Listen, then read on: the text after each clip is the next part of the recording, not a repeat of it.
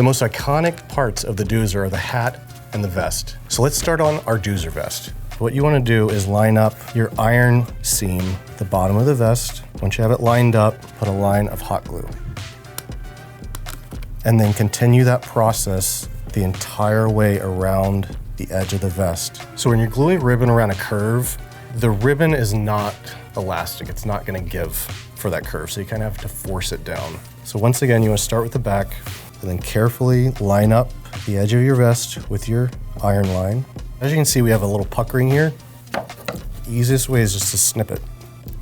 And because your scissors are metal and they're cold, it's actually going to help it cool down almost instantly. So now we need to place our tools. Doozers are known for their wild personalities, and each one of their vests represents what they do. Some have calculators, some have tools. What are you interested in? Are you a gamer, an artist, a wizard? Who knows? This is where you can personalize it.